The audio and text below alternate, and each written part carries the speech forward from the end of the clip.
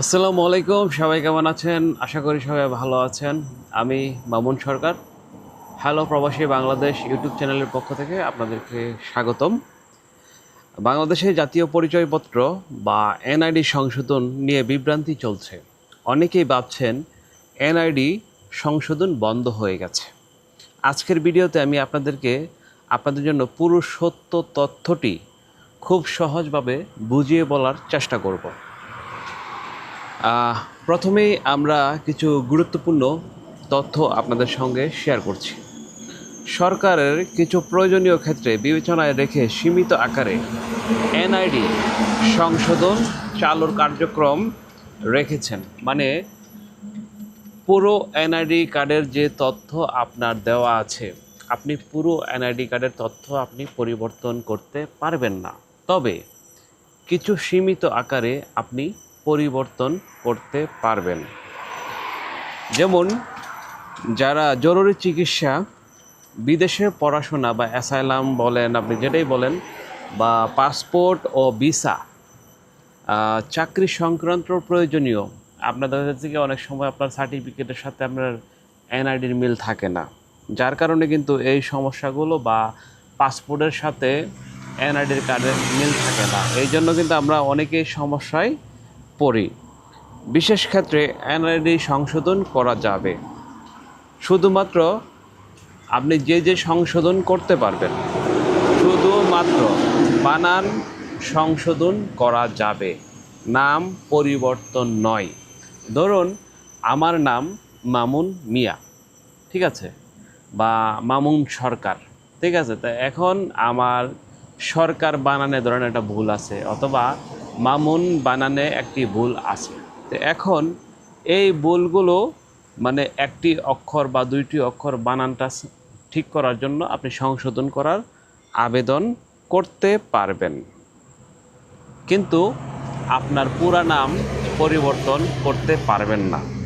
দ্বিতীয়ত, আপনার পিতার নাম পরিবর্তন করতে পারবেন না, আপনার মাতার নাম পরিবর্তন করতে পারবেন না, পেশা পরিবর্তন করতে পারবেন না, জন্ম তারিখ পরিবর্তন করতে পারবেন না, ভোটার ঠিকানা, আপনি সর্বপ্রথম যেখান থেকে ভোটার হয়েছিলেন সেই ঠিকানা আপনি পরিবর্তন করতে পারবেন না, ছবি পরিবর্তন করতে পারবেন না।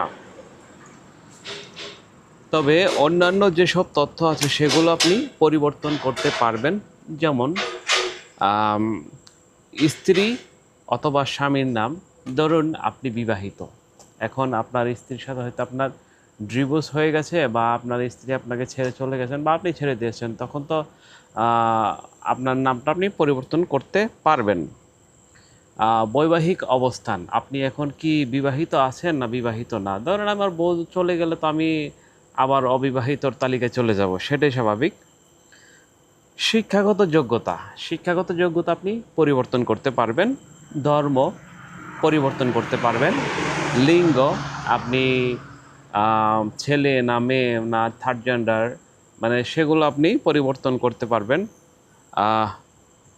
প্রতিবন্ধীর প্রতিবন্ধিতার ধারণ, ভোটারের ঠিকানার ছাড়া অন্য ঠিকানা, টেলিফোন নাম্বার, মোবাইল নাম্বার, এসব তথ্য সাধারণভাবে আপডেট করা যাবে। ধরুন আপনার মোবাইল নাম্বার পরিবর্তন হয়েছে, সেটা আপনি ঠিক আপডেট করতে পারবেন, কিন্তু আপনাদেরকে আবারও বলে দিচ্ছি, আপনি কোন 7টি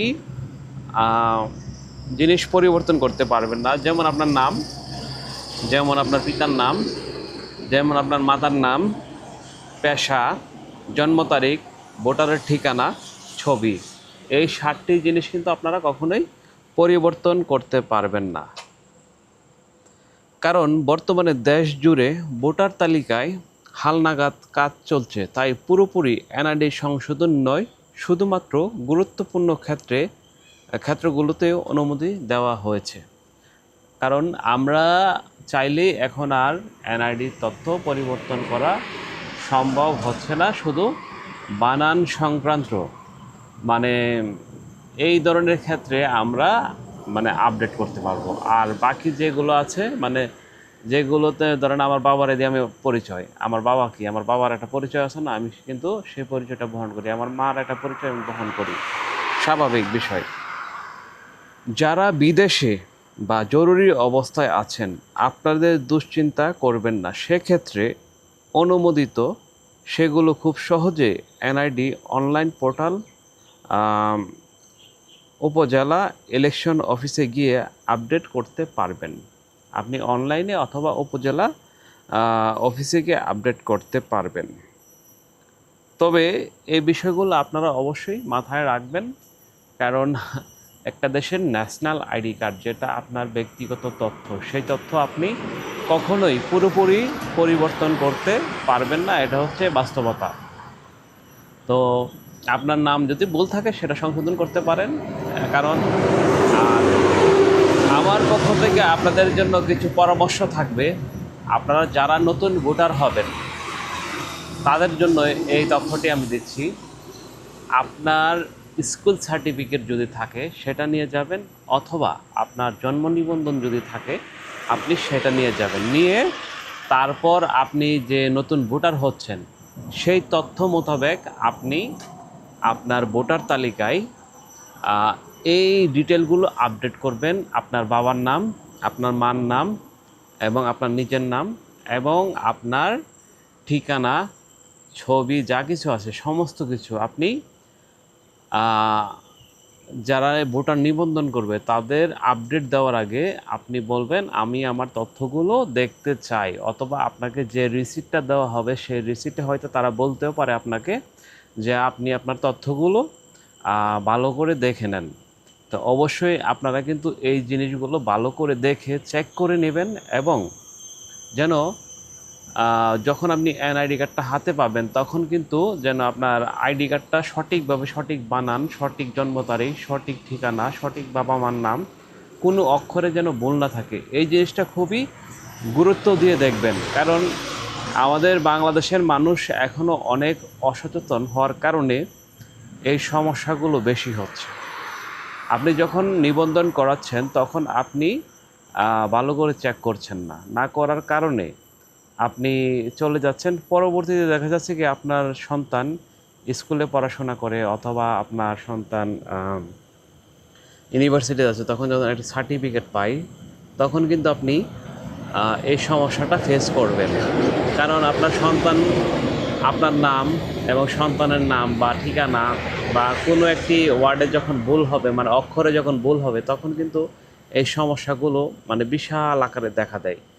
যেমন আমি যখন পাসপোর্ট রিনিউ করতে গিয়েছিলাম সিঙ্গাপুরে, তখন একটি ব্যক্তি মানে খুব তাড়াহুড়ো করে আসলেন যে আমার পাসপোর্টের যে তথ্য আছে বা আমার যে এনআইডির তথ্য আছে সেটার সাথে আমার সন্তানদের যে সার্টিফিকেটগুলো আছে, এখন সে সার্টিফিকেটের তথ্যর সাথে আমার নামের সাথে তাদের তথ্য মিলছে না। এখন আমি কি করতে পারি? এখন ওনার তিন থেকে চারজন সন্তান, মানে সবাই মানে ভালো উচ্চ লেভেলে পড়াশোনা করছে, কিন্তু তাদের এই সমস্যাগুলো ফেস করতে হচ্ছে। তখন উনি অনেকে করলেন, তখন ওনাকে পরামর্শ দেওয়া হলো যে আপনার সন্তানদের চারজন সন্তানের সার্টিফিকেট তার পরিবর্তন করা সম্ভব না। এখন আপনি আপনার নাম পরিবর্তন করে ফেলতে হবে। এখন দেখেন, আপনার নাম যদি পরিবর্তন করে ফেলেন, আপনার যে বাড়ির দলিল আছে বা আপনার যে জায়গা জমি আছে বা আপনার নামে যেসব প্রপার্টি আছে, সবগুলো যখন আপনি আগে ধরেন 10 বছর আগে, 15 বছর আগে আপনি নিবন্ধন করেছেন বা দলিল করেছেন, তখন তো আপনি ওই আইডিটা ব্যবহার করেছেন। এখন আপনি দেখেন কত দিক দিয়ে আপনি বিপদে পড়ে গেছেন। ভবিষ্যতে যখন আপনি আইনি কোনো সমস্যায় পড়বেন, তখন দেখবেন যে আপনি এনআইডি কার্ড সংশোধন করতে গেলে আপনার দলিলের সাথে আপনার নাম মেলে না, আপনার ইয়ার সাথে আপনার নাম মেলে না। তখন তো আপনি একটা না সন্তানের দিকটা ঠিক করতে পারবেন, না আপনার ওই জায়গা জমির দিকটা ঠিক করতে পারবেন। তো এই জিনিসগুলো বিশেষ করে মাথায় রাখবেন। আর আমাদের এই তথ্যগুলো যদি আপনাদের ভালো লাগে থাকে, পছন্দ হয়, তা অবশ্যই আমাদের লাইক, কমেন্ট, সাবস্ক্রাইব করতে ভুলবেন না। ধন্যবাদ প্রিয় দর্শক। আল্লাহ হাফেজ, ভালো থাকবেন। আবার দেখা হবে নতুন আরেকটি ভিডিও নিয়ে।